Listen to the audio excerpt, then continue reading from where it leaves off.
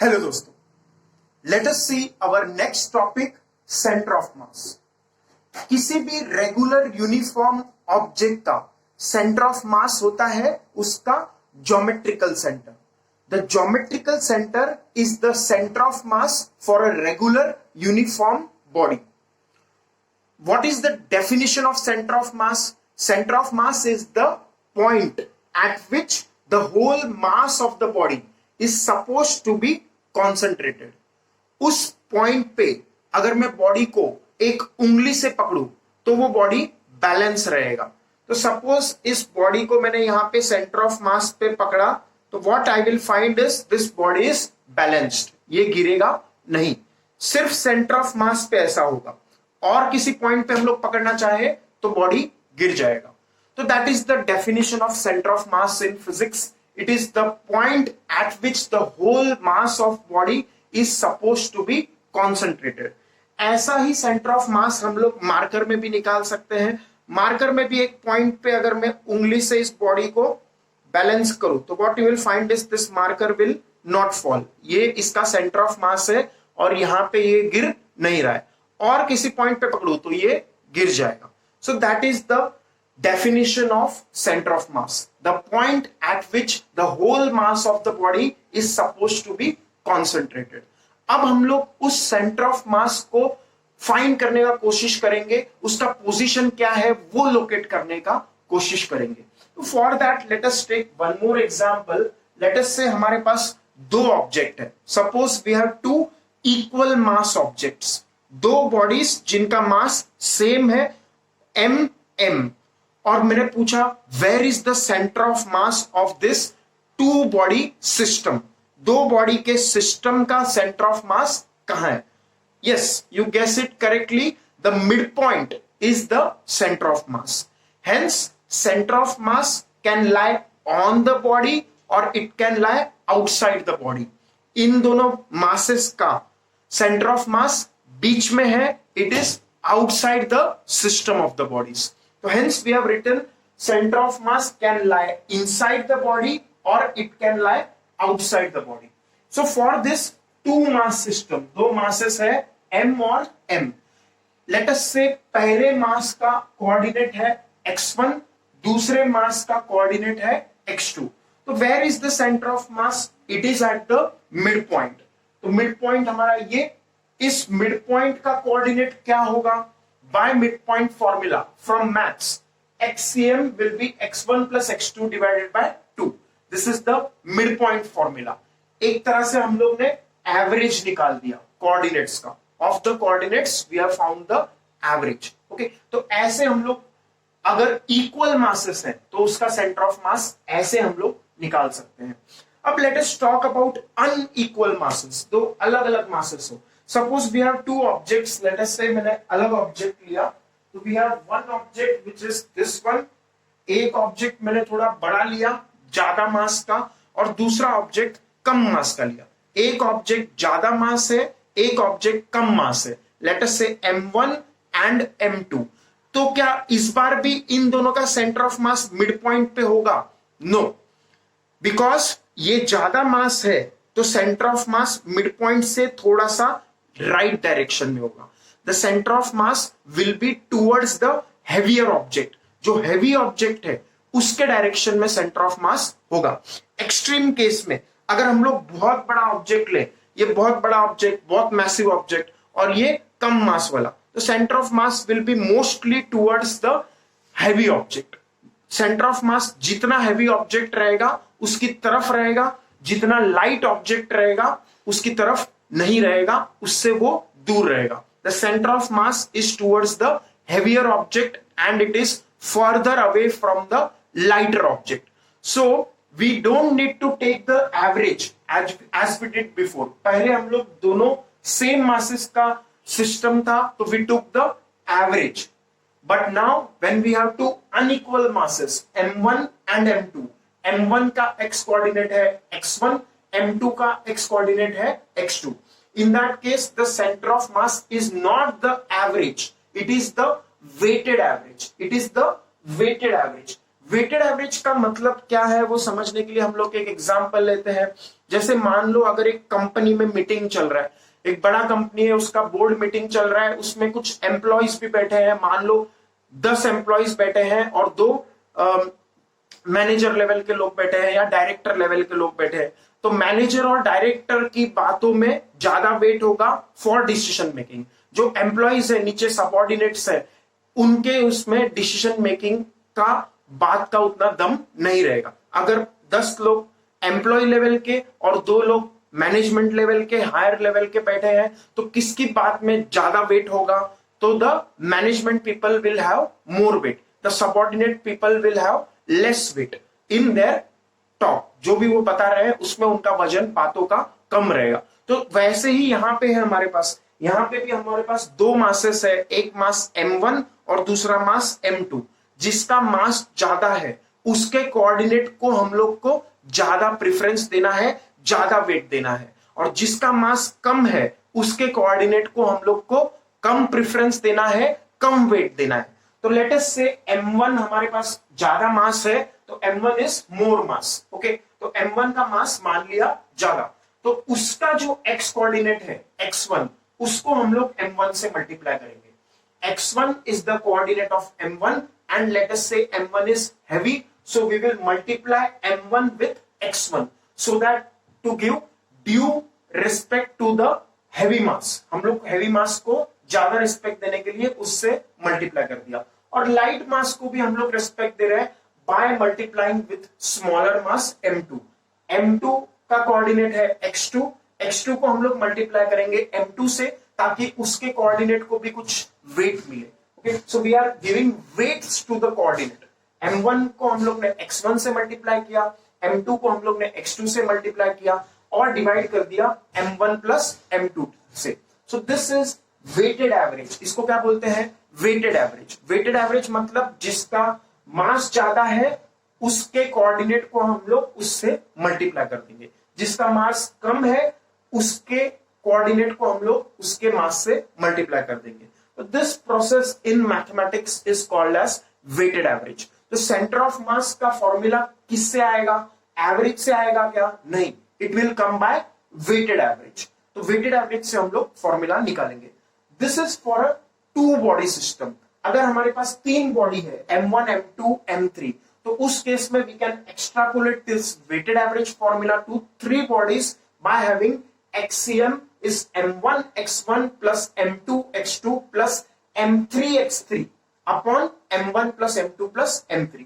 4 masses रहते m1, m2, m3, m4। तो we will again do the same process of extrapolation for 4 masses.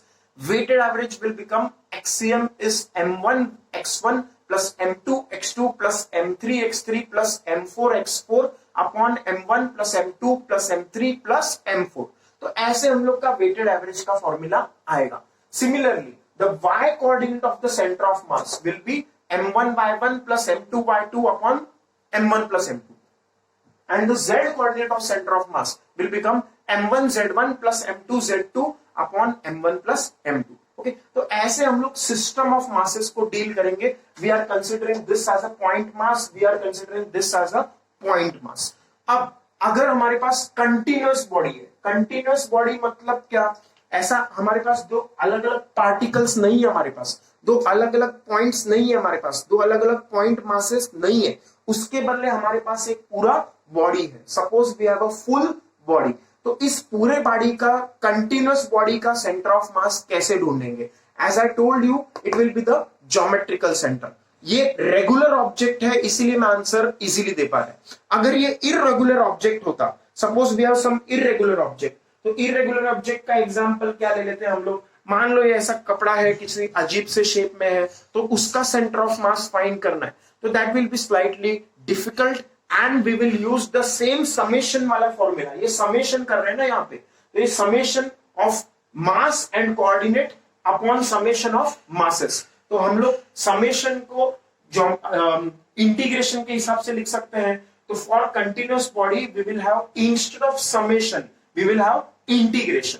Summation is sum of bodies, अलग अलग m1, m2, m3 अलग अलग masses है, तो हम लोग सम करेंगे। और अगर कंटिन्यूस बॉडी है, सिस्टम ऑफ पार्टिकल्स है विच आर कंटिन्यूस, यहां भी मास, यहां भी मास, यहां भी मास, यहां भी मास, हर जगह मास है, तो we will follow instead of summation we will follow infinite sum which is integration. तो हम लोग इंटीग्रेशन ऑफ एक्स डीएम करेंगे अपॉन इंटीग्रेशन ऑफ डीएम करेंगे। देखो ये वैसा ही है, m1x1 प्लस m2x2, तो x को m से मल्टीप्लाई किया, एक डीएम मास को उसके एक्स कोऑर्डिनेट से मल्टीप्लाई किया, फिर दूसरा डीएम मास है उसको उसके एक्स कोऑर्डिनेट से मल्टीप्लाई किया, फिर तीसरा डीएम मास है उनको उसके एक्स कोऑर्डिनेट से मल्टीप्लाई किया और सम कर दिया, and that sum is nothing but integration. Okay, और नीचे क्या है, m1 plus m2 plus m3 plus m4 dot dot dot, तो सम है हमारे पास मासेस का, तो sum of masses for a continuous bodies will be integration of dm. Integration of dm is the total sum of mass of the body. हर particle का mass हम लोग ले लेंगे, जैसे ये बॉडी है तो इस पे हर एक मास को हम लोग सम करेंगे तो क्या आएगा, total mass of this plate, तो that is integration of dm. Okay, तो यहाँ पे जो न्यूमरेटर में है और यहाँ पे जो डिनोमिनेटर में है दोनों सेम सेम ही है। This is for system of bodies and this is for continuous body. तो ऐसा हमारा इंटीग्रेशन का फॉर्मूला है। Similarly y coordinate of the centre of mass for continuous body will be integration of y dm upon integration of dm. Finally, the z coordinate of center of mass for a continuous body will be integration of z dm upon integration of dm. तो ऐसे हम लोग का center of mass का coordinate आ जाएगा। That is how we'll find the x coordinate, the y coordinate and the z coordinate of a center of mass of a body. अब अगर हम लोग ये axiom का फॉर्मूला लिया, इसको हम लोग ने डिफरेंशिएट किया, ये कैसे कर रहे हैं हम लोग, जैसे पहले कर रहे थे हम लोग फिजिक्स में, velocity is dx by dt। अगर मैंने x को डिफरेंशिएट किया तो वेलोसिटी आ जाएगा, तो x को डिफरेंशिएट करके वेलोसिटी आता है, तो x को डिफरेंशिएट करेंगे तो हम लोग को velocity of centre of mass आ जाएगा, x1 को डिफरेंशिएट करेंगे तो वेलोसिटी ऑफ पार्टिकल 1 आ जाएगा, x2 को डिफरेंशिएट करेंगे तो वेलोसिटी ऑफ पार्टिकल 2 आ जाएगा। So from this, if we differentiate this expression with respect to time, time के respect में differentiate करेंगे तो हमारा फॉर्मूला आ जाएगा VCM is m1v1 plus m2v2 upon m1 plus m2। Again, if you remember, और एक formula था हमारे पास, acceleration is dv by dt, acceleration is dv by dt। अगर हम लोग velocity को differentiate करते हैं time के respect में तो हमें acceleration मिलता है। तो वेलोसिटी का जो फॉर्मूला आया हमारे पास, इसको हम लोग डिफरेंशिएट करेंगे, तो वेलोसिटी को डिफरेंशिएट करेंगे तो क्या आएगा, acceleration. So we will get the acceleration of centre of mass. फिर से v1 वेलोसिटी ऑफ ऑब्जेक्ट 1, उसको डिफरेंशिएट करेंगे तो एक्सेलरेशन ऑफ ऑब्जेक्ट 1 आएगा। वेलोसिटी ऑफ ऑब्जेक्ट 2, इसको डिफरेंशिएट करेंगे तो एक्सेलरेशन ऑफ ऑब्जेक्ट 2 आएगा। From this formula upon differentiation we will get the formula for acceleration of centre of mass. तो क्या क्या फॉर्मूले हैं हमारे पास, XCM is m1x1 plus m2x2 upon m1 plus m2। On differentiating VCM is equal to m1y1 plus m1v1 plus m2v2 upon m1 plus m2, ये formula. और velocity को डिफरेंशिएट करेंगे तो क्या आएगा, एक्सेलरेशन। तो ACM is equal to m1a1 plus m2a2 upon m1 plus m2। तो ऐसे हमारे पास ये फॉर्मूलास आ गए। This formulas are for system of particles, this integration formula is for continuous body. तो let us see the examples for centre of mass. एक मान लो हमारे पास सिस्टम ऑफ बॉडीज है, 3 बॉडी है हमारे पास, suppose we have 3 masses, one mass m1, another mass m2 and another mass m3। 3 अलग अलग मासेस है हमारे पास। सपोज फर्स्ट मास हम लोग ने बोल दिया, किसी को मैंने फर्स्ट मास बोला, लेट अस से इसको मैंने बोला m1, दिस इज m1, इसका मास है 1 kg। इसको मैंने बोला m2, इसका मास है 2 kg। इसको बोला m3, इसका मास है 3 kg। These 3 masses are arranged in a equilateral triangle kind of position, 2 meters apart। हम लोग हर मास को अपने दूसरे वाले मास से 2 मीटर अपार्ट रख दिया, तो इनके बीच में 2 मीटर, इनके बीच में 2 मीटर, इनके बीच में 2 मीटर, ऐसा है हमारे पास। तो this is the system of particles. So let us apply the formula and find the centre of मास। इसका सेंटर ऑफ मास तुम्हें लग रहा होगा जैसे ये सेंट्रॉइड ऑफ द ट्रायंगल होगा, that is wrong. That is the case if all three masses are equal. देखो यहाँ पे भी हम लोग का फॉर्मूला क्या है, XCM is x1 plus x2 divide by 2। ये क्यों था, क्योंकि दोनों मासेस इक्वल है। जब अनइक्वल मासेस रहे तो हम लोग को वेटेड एवरेज लेना पड़ता है। तो यहाँ पे भी वो centre of mass will be the centroid, that is correct if all three masses are equal. तो हमारा आंसर डायरेक्टली आ जाएगा, XCM is x1 plus x2 plus x3 upon 3। But यहाँ पे 1 2 3 अलग अलग मास के ऑब्जेक्ट्स हैं, तो we will not use the average, we will have to use the weighted average. This formula for center of mass, which is XCM, is m1 x1 plus m2 x2 plus m3 x3 upon m1 plus m2 plus m3. Similarly, y coordinate क्या आएगा, YCM is equal to m1 y1 plus m2 y2 plus m3 y3 upon m1 plus m2 plus m3. Let us try to use this formula. m1 कितना है, 1 kg, तो मैंने यहां पे लिख दिया। फिर x1 हम लोग फाइंड करेंगे, ओके। फिर m2 कितना है, 2 kg, तो 2 kg लिख दिया। x2 हम लोग फाइंड करेंगे, m3 कितना है, 3 kg, तो m1 plus m2 plus m3 becomes 1 plus 2 plus 3 in the denominator, okay. अब x1 का वैल्यू मुझे यहाँ पे पुट करना है, x2 का वैल्यू यहाँ पे पुट करना है, x3 का वैल्यू यहाँ पे पुट करना है। अब वो करने के लिए हम लोग को थोड़ा सा ग्राफ पे इनको प्लॉट करना पड़ेगा। So we will have to consider a origin.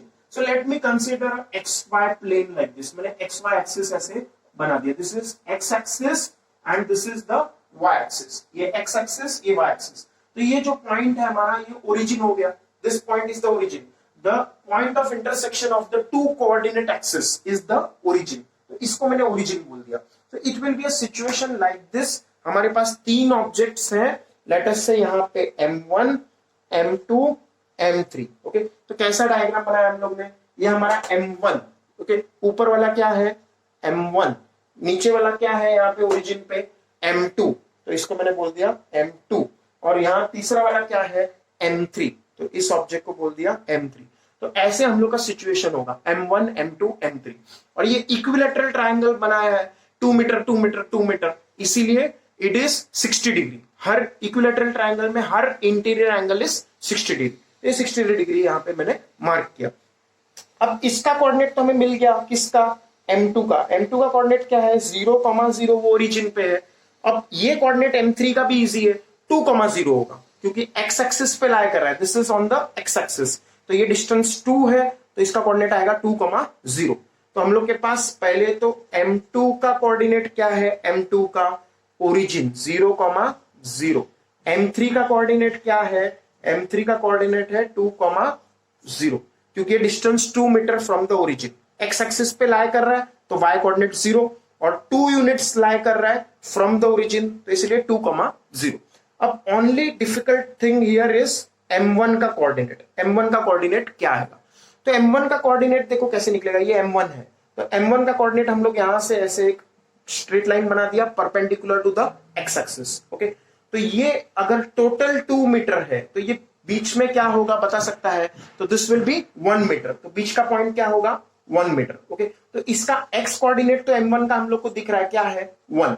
x coordinate of this is 1, क्योंकि इस पॉइंट का डिस्टेंस अलोंग x एक्सिस कितना है, टोटल 2 मीटर है, तो 2 मीटर का आधा 1 मीटर। तो इसका x कोऑर्डिनेट m1 का कितना हो गया, 1।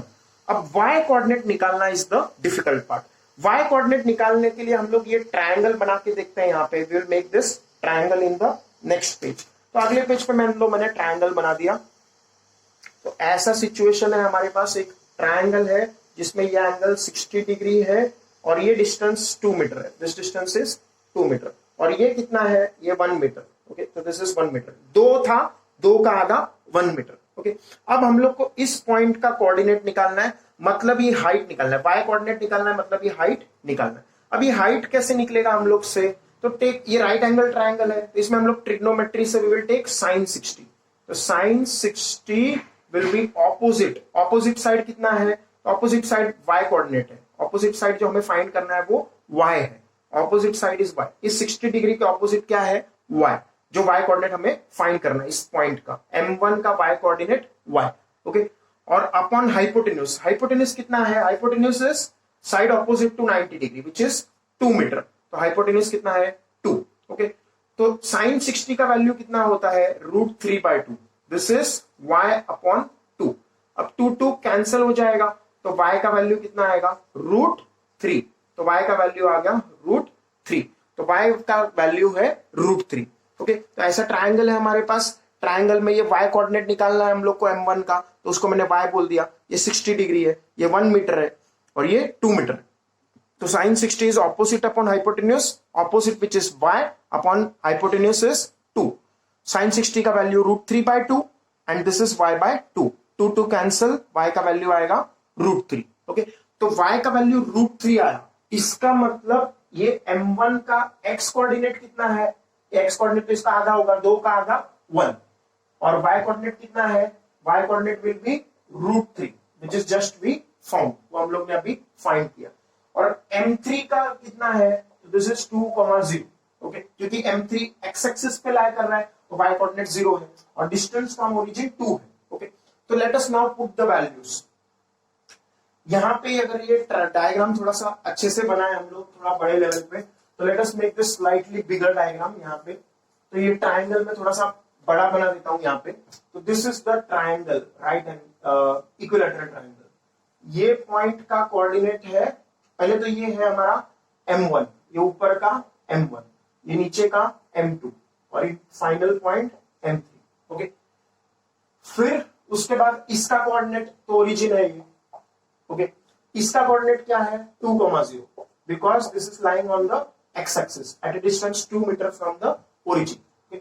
फिर इसका x कोऑर्डिनेट कितना आएगा m3 का, तो m1 का x कोऑर्डिनेट कितना आएगा, तो this is 1 metre from the origin, आधा दूर है तो इसलिए 1 आएगा। y कोऑर्डिनेट कितना आएगा, y coordinate is this which we just proved by taking sin 60 in this triangle। तो y का value sin 60 becomes opposite which is y upon hypotenuse which is 2 meter। okay, तो sin 60 is √3/2 which is y/2, 2 cancel, so y becomes √3, तो इसका y coordinate आएगा √3। Okay, तो ऐसा हमारे पास ये m1 m2 m3 के कोऑर्डिनेट्स आ गए। तो m1 का x कोऑर्डिनेट कितना है 1, तो m1 का x कोऑर्डिनेट कितना है 1। अब m2 का x कोऑर्डिनेट कितना है 0, m2 का x coordinate x2 which is 0। m3 का x कोऑर्डिनेट कितना है 2, तो m3 का x कोऑर्डिनेट हम लोग कितना डालेंगे, m3 का x coordinate x3 which is 2। Okay, तो आ गया हमारा आंसर xcm का। सिमिलरली y कोऑर्डिनेट कैसे आएगा, m1 y1 plus m2 y2 plus m3 y3 upon m1 plus m2 plus m3। m1 का y कोऑर्डिनेट क्या है, तो m1 का y कोऑर्डिनेट है √3, m1 का y कोऑर्डिनेट √3, m1 का y कोऑर्डिनेट √3। ओके, m2 का y कोऑर्डिनेट क्या है, तो m2 का y कोऑर्डिनेट 0, तो m2 का y कोऑर्डिनेट 0, m2 का y कोऑर्डिनेट 0। m3 का y कोऑर्डिनेट क्या है 0, तो m3 का y कोऑर्डिनेट 0, m3 का y कोऑर्डिनेट 0। ओके, तो ऐसे हमारा आंसर आ जाएगा। And what is the answer, it is very very simple calculation. 1 into 1 1 plus 2 into 0 0 plus 3 into 2 6 6 plus 1 7, तो हमारा न्यूमरेटर है 7 अपॉन डिनोमिनेटर है 1 plus 2 plus 3 which is 6, तो एक्सियम आ गया 7/6। y कोऑर्डिनेट क्या आएगा 1 into √3 2 into 0 0 3 into 0 0, तो √3 न्यूमरेटर आ गया और डिनोमिनेटर में 1 plus 2 plus 3 which is 6, तो YCM कितना आएगा, तो YCM will come out to be directly √3/6। तो ऐसे हम लोग ने x कोऑर्डिनेट और y coordinate centre of mass के फाइंड कर लिए। तो this is the procedure by which we will find the